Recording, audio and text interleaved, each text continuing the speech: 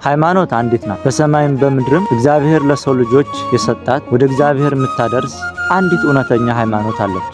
እርሷም ክርስትና ናት። እስኪ ክርስቲያኖች ሁላችሁም እኔም ክርስቲያን ነኝ በሉ እስኪ።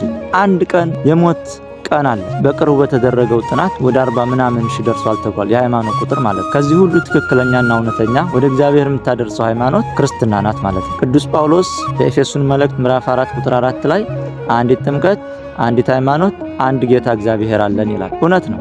አንድ ጌታ አለን። ስለዚህ ሃይማኖት አንዲት ናት። እርሷም ኦርቶዶክስ ተዋሕዶ ክርስትና ናት። ይሄ ሁሉ በምድር ላይ የምናየው ሃይማኖት ሁሉም ጸላዔ ሰናያት ያመጣው የዲያብሎስ ሃይማኖት ነው። ሁሉም ዲያብሎስ ያመጣው ሃይማኖት ነው ማለት ነው። እና ብዙ ሰው ሃይማኖቱን አያውቅም። ባለማወቅ ሚዲያ ላይ ተምሮ ሚዲያ ላይ የሚጠፋ ሰው አለ። ይሄን መልእክት ለሁሉም ሰው ሼር አድርጉ።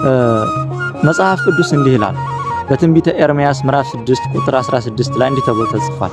እግዚአብሔር እንዲህ ይላል፣ በመንገድ ላይ ቁሙ ተመልከቱም፣ የቀደመችውን መንገድ ጠይቁ፣ መልካሚቱ መንገድ ወዴት እንደሆነች ወቁ፣ በእርሷም ላይ ሂዱ፣ ለነፍሳችሁም ረፍት ታገኛላችሁ፣ እነርሱ ግን አንሄድባትም አሉ ይላል።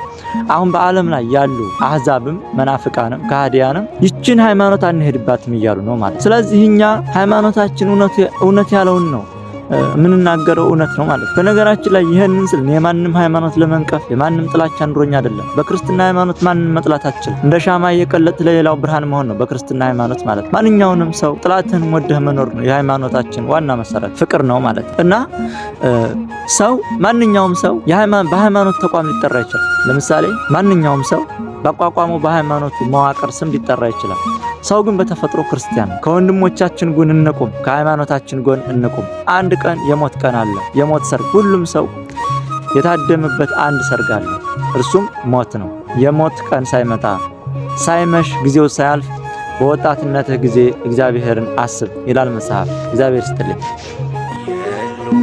ሞተዋል ሲሉ ኖረን ጠፍተዋል ሲሉ በስተን አለን በእግዚአብሔር ሁሉን አልፈን አለን በጌታ ሁሉ